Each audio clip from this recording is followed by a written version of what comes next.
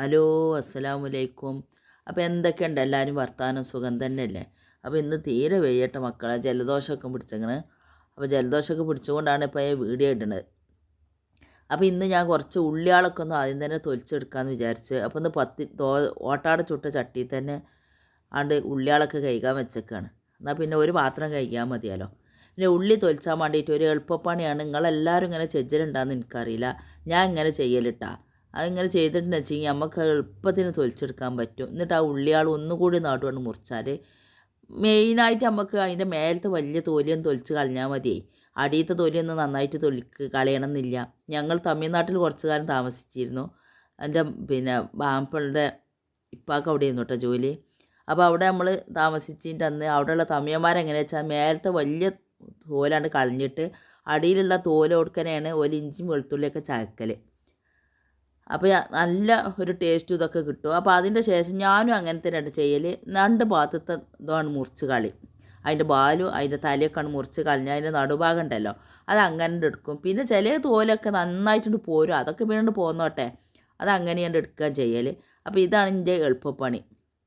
ഇങ്ങനെ ഇഞ്ചിയും വെളുത്തുള്ളിയും ചതച്ച് വെച്ചോക്കാണ് എന്നാൽ നിങ്ങൾക്ക് വെള്ളം ഒലിച്ചൊന്നുമില്ല. എല്ലാവരും പറയുമല്ലോ ഇഞ്ചിയും വെളുത്തുള്ളിയും ചതച്ച് വെച്ചാൽ ഒരുമാതിരി വാസനയാണ്, അതൊരുമാതിരി ആണെന്നൊക്കെ. എന്നാൽ ഒരു പ്രശ്നവും ഉണ്ടാവില്ല, നല്ലോണം ചതഞ്ഞ് പോവുകയും ചെയ്യരുത്. പിന്നെ ഇഞ്ചി കുറച്ചും തോനെ വെളുത്തുള്ളി ആക്കിയിട്ട് അങ്ങനെ ചതച്ചെടുക്കണം. അല്ലാതെ കുറേ ഒരു ഇഞ്ചി ഇട്ടുകാണ്ട് കുറച്ച് വെളുത്തുള്ളി ഇട്ടാൽ ചൊയും പൊടിയൊന്നും വല്ലാതെ ഉണ്ടാവില്ല, ഒരു ചായ മണവും കാര്യങ്ങളൊക്കെ അതും ഉണ്ടാവും. ഞാൻ ഇങ്ങനെ എനിക്കൊരു 10-22 ദിവസത്തിനൊക്കെ ഉള്ള ഇഞ്ചി വെളുത്തുള്ളി ചതച്ചത് എൻ്റെ അടുത്ത് ഉണ്ടാവലുണ്ട്. എനിക്കൊരു പ്രശ്നം ഉണ്ടാവലില്ല കേട്ടാ. അപ്പോൾ ഇങ്ങനെയാണ് ഞാൻ ഇത് റെഡിയാക്കി എടുക്കൽ.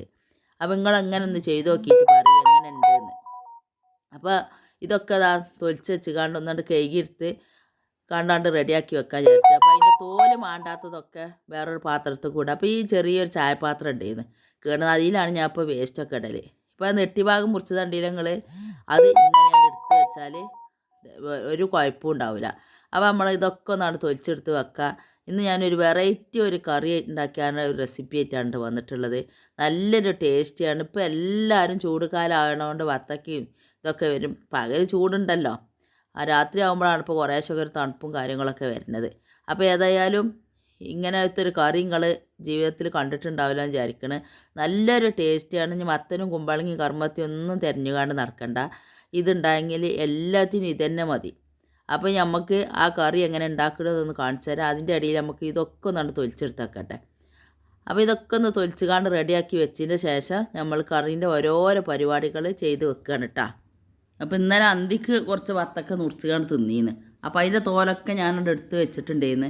അപ്പോൾ ഞാനിത് കണ്ടപ്പോൾ എനിക്കൊരു പൂതി, അപ്പോൾ കണ്ട ഞാൻ തിന്നാട്ടെട്ടാ. അതിൻ്റെ ശേഷം അക്കഞ്ഞ് ബാക്കിയുള്ള പരിപാടി. അപ്പോൾ ഇതുകൊണ്ട് നമുക്ക് കർമ്മത്തി ചാറും കുമ്പളങ്ങ ചാറൊക്കെ വെക്കൂലേ, അതേപോലെയുള്ള എല്ലാ പരിപാടിയും നമുക്ക് ഈ തോലുകൊണ്ട് റെഡിയാക്കി എടുക്കുക.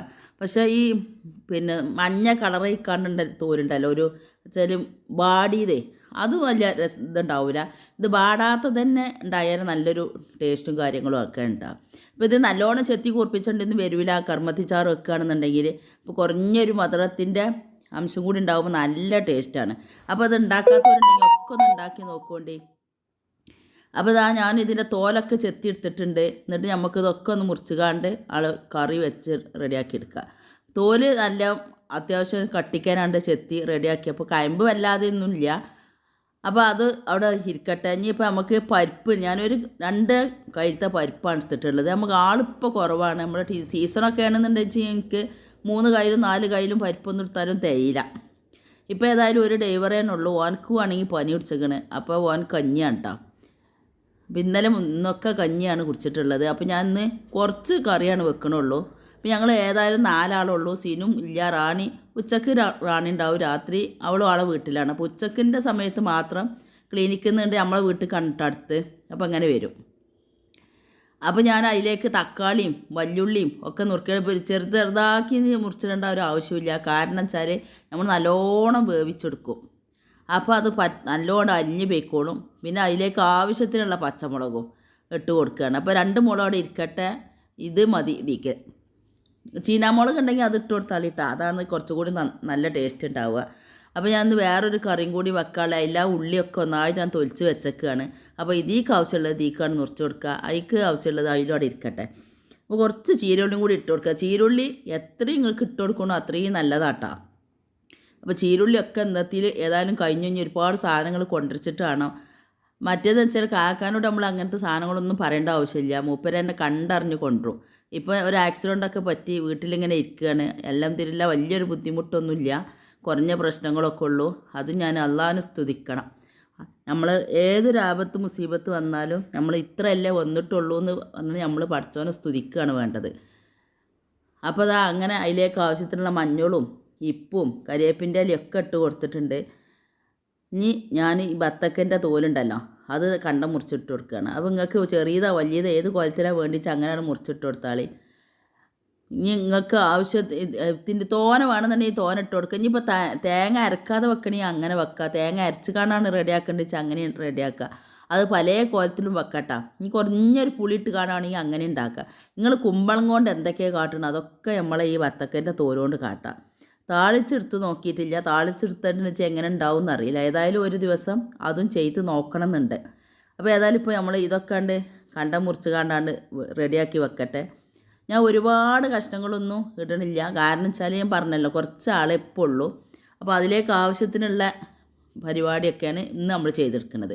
അപ്പോൾ ഒരു 1/4 മുറി തേങ്ങ, അരമുറി തേങ്ങേൻ്റെ പകുതി തേങ്ങയാണ് ഞാൻ അതിലേക്ക് എടുത്തിട്ടുള്ളത് അരക്കാൻ വേണ്ടിയിട്ട്.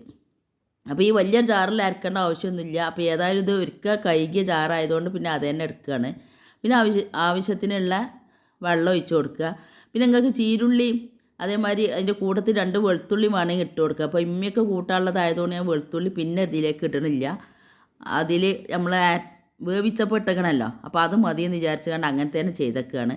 2 തണ്ട് കരിവേപ്പിൻ്റെ ഇലയും ഇട്ടുകൊണ്ട് നന്നായിട്ടൊന്ന് അരച്ചെടുക്കുക. ഇതിൽ ചീനാമുളക് കൂട്ടി അരക്കുകയാണെന്ന് വെച്ചെങ്കിൽ ഏറ്റവും നല്ലതാണ് കേട്ടോ. അപ്പോൾ അത് അരച്ചത് അവിടെ ഇരിക്കട്ടെ. അപ്പോൾ അത് നമ്മളെ കറി ഇവിടെ ഞാൻ തിളപ്പിച്ചാൻ വെച്ചിട്ടുണ്ടായിരുന്നു. നല്ലോണം തിളച്ചതിൻ്റെ ശേഷം നമുക്ക് കുക്കറിൻ്റെ മൂടി വെച്ചുകൊണ്ട് അടച്ച് വിസിലടുപ്പിച്ചെടുക്കുക വിചാരിച്ചുകൊണ്ട്. അപ്പോൾ അത് നല്ലോണം തിളച്ച് റെഡി ആയിട്ടുണ്ട്. അപ്പോൾ വെള്ളം എത്രക്ക് പോലെ ഉണ്ടെന്ന് ഒന്ന് നോക്കട്ടെ കേട്ടോ. എന്നുവെച്ചാൽ പരിപ്പ് ഇതൊക്കെ കൂടി വെന്തുമ്പോൾ നമുക്ക് അടി പിടിച്ച് പോകാൻ പാടില്ലല്ലോ. അപ്പോൾ അത് വിചാരിച്ചുകൊണ്ട് ആണ് ഒന്ന് റെഡിയാക്കി എടുക്കുന്നത്. അപ്പോൾ തീയൊക്കെ ഒന്നാണ് ചുരുക്കി കൊടുത്തേക്കാണ്. ഇല്ലാന്നുണ്ട് വെച്ചെങ്കിൽ വെള്ളം പിന്നെയും പറ്റില്ല ചെയ്യുക. അപ്പോൾ ലേശം 1 ടേബിൾ സ്പൂൺ വെളിച്ചെണ്ണയാണ് ഒഴിച്ചു കൊടുത്തു.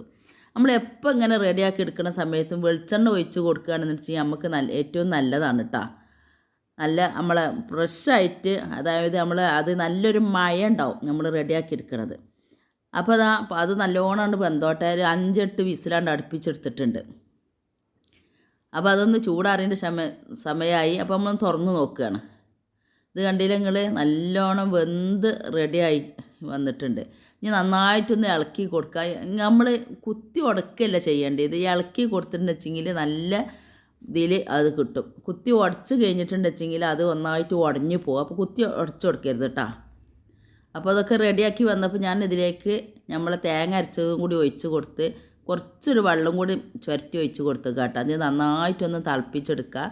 തിളച്ചതിന് ശേഷം നമുക്കിതൊന്ന് താളിച്ചെടുക്കട്ടെ. അപ്പോൾ എപ്പോൾ എരിവും ഒക്കെ ഉണ്ടാകുന്ന കറക്റ്റ് ആണെന്ന് നോക്കി കൊടുക്കട്ടെ. ഇപ്പോൾ ഇതിപ്പോൾ കുറഞ്ഞൊരു ലൂസായിട്ട് തോന്നില്ല. ഇനി കുറച്ച് കഴിഞ്ഞാൽ പരിപ്പിട്ടതല്ല, അതൊന്ന് കുറുകി വരും. അപ്പോൾ അതിനനുസരിച്ച് വെള്ളം ഞാൻ ഇപ്പോൾ തന്നെ ചേർത്ത് കൊടുക്കുകയാണ്. ഇല്ല പിന്നെ നമ്മൾ തിന്നാൻ നേരത്ത് നോക്കുമ്പോൾ അപ്പം പോലെ ഇരിക്കുമ്പോൾ ഒരു ടേസ്റ്റ് കിട്ടില്ലല്ലോ. ഞങ്ങൾക്ക് കുറച്ചും കൂടി കറി കട്ടിക്കാണ് കേട്ടോ ഇഷ്ടം, അധികം ലൂസായിട്ട് ഇഷ്ടമില്ല. അപ്പോൾ അതൊരു പടുപ്പത്ത് തളിച്ചോട്ടെ. അപ്പോൾ നമുക്ക് മൺചട്ടിയിൽ ഒന്ന് താളിച്ചെടുക്കുക. ഞാനൊരു വീഡിയോ ചെയ്യേണ്ട കേട്ടോ. മൺചട്ടി ഗ്യാസുമ്മ വെക്കണ മൺചട്ടിയിലാണ് നമുക്ക് താളിച്ചെടുക്കാൻ പറ്റുള്ളൂ. അല്ലാതെ നമ്മൾ അടുപ്പത്ത് വെക്കണ മൺചട്ടിയിൽ നമുക്ക് ഗ്യാസും വെച്ച് ഭക്ഷണമൊക്കെ പാകം ചെയ്യാം, താളിച്ചെടുക്കൽ നടക്കില്ല. അപ്പോൾ കാരണം എന്താ വെച്ചാൽ താളിച്ചെടുക്കുന്ന സമയത്ത് അടി പൊട്ടി തെറിച്ച് പോകും. അടിക്ക് നല്ല കട്ടി വേണം. അപ്പോൾ അതിൻ്റെ ഒരു വീഡിയോ ഞാൻ ചെയ്യണം വിചാരിച്ചിട്ടുണ്ട്. 2-3 ചട്ടി ഞാൻ പുതുതായിട്ട് വാങ്ങിയിട്ടുണ്ട്. അപ്പോൾ ഏതായാലും ഇൻഷാ അല്ലാ അതിൻ്റെ ഇടയിൽ ഞാൻ നിങ്ങൾക്ക് ആ ഒരു വീഡിയോയും കൂടി എടുക്കണം എന്ന് വിചാരിച്ചതായിരുന്നു. അപ്പോൾ ഇന്ന് സമയം കിട്ടിയില്ല. അപ്പോൾ അതുകൊണ്ടാണ് ഞാൻ ഇന്നിപ്പോൾ ഈ വീഡിയോ എഡിറ്റ് ചെയ്തുകൊണ്ട് ഇട്ടുതരാമെന്ന് വിചാരിച്ചത്. അപ്പോൾ കടു പൊട്ടി തെറിച്ചുമ്പോൾ ഞാൻ സാധാരണ കാട്ടുന്ന മാതിരി തന്നെ ഒരു പേപ്പർ ഇട്ടുകൊണ്ട് മൂടി കൊടുക്കും. അപ്പോൾ നിങ്ങളെ വിചാരം ഉണ്ടാവും എന്താ ഒരു പ്ലേറ്റ് എടുത്ത് മൂടിയാലും. പ്ലേറ്റ് എടുത്ത് മൂടിയാൽ എന്താ വെച്ചാൽ നമ്മളെ അതിന്മേക്ക് ഈർപ്പം തട്ടിയിട്ട് വെള്ളം വരും. അപ്പോൾ അതൊന്നാകെ കടു പൊട്ടി തെറിച്ചിനും കാട്ടി ഊക്കിൽ ആ വെള്ളമാണ് ചാടിക്കാണ്ട് ഒന്നാകാണ്ട് പൊട്ടി തെറിച്ചു. അപ്പോൾ നമുക്ക് എല്ലാവരും മേടയും ഗ്യാസ് അടുപ്പ് ഒന്നാകെ നന്നാക്കുന്ന പരിപാടിയാവും. അപ്പോൾ അതുകൊണ്ടാണ് ഞാനിത് ഇങ്ങനെ റെഡിയാക്കി എടുക്കുന്നത്. അപ്പോൾ അതൊക്കെ പൊട്ടി തെറിച്ച് കഴിഞ്ഞിട്ടുണ്ടെന്ന് വെച്ചെങ്കിൽ നമുക്ക് അതിൻ്റെ മേലെ തന്നെ കരിവേപ്പിൻ്റെയും കടുവൊക്കെ ഇട്ട് കൊടുത്താൽ അതതിൻ്റെ മേലേക്ക് ഇങ്ങനെ തട്ടി കൊടുത്താൽ മതി. അപ്പോൾ ആ പൊട്ടിത്തെറിച്ചലും കഴിഞ്ഞു. ഇനി നമ്മൾ അതിലേക്ക് താളിച്ച ആ ചട്ടിക്കേനാണ്ട് ഒഴിച്ചു കൊടുക്കുകയാണ്. എന്നാൽ വേറൊരു ചട്ടീൻ്റെ ആവശ്യമില്ല. ഞാൻ എപ്പോഴും പറയുന്ന പോലെ തന്നെ ഈ ഒരൊറ്റ കുക്കർ കൊണ്ടാണ് ഇന്ന് പിന്നെ ഒരു കൂട്ടാനുണ്ടാക്കിയതും അതേപോലെ കറി വെച്ചത് ചാമക്കഞ്ഞി വെച്ചത് എല്ലാം ഈ ഒരൊറ്റ കുക്കറിലാണ്. അപ്പം നമുക്ക് ഒരുപാട് പാത്രങ്ങൾ മോറാണ്ടാവില്ല. ഇതാണ് ഇതിൻ്റെ ഒരു പ്രത്യേകത കേട്ടോ. നിങ്ങൾക്ക് എല്ലാവർക്കും ഇഷ്ടമായി കാണും വിചാരിക്കണം. അടുത്തൊരു വീഡിയോ വരുന്നത് വരേക്കും എല്ലാവരോടും അസ്സലാമു അലൈക്കും.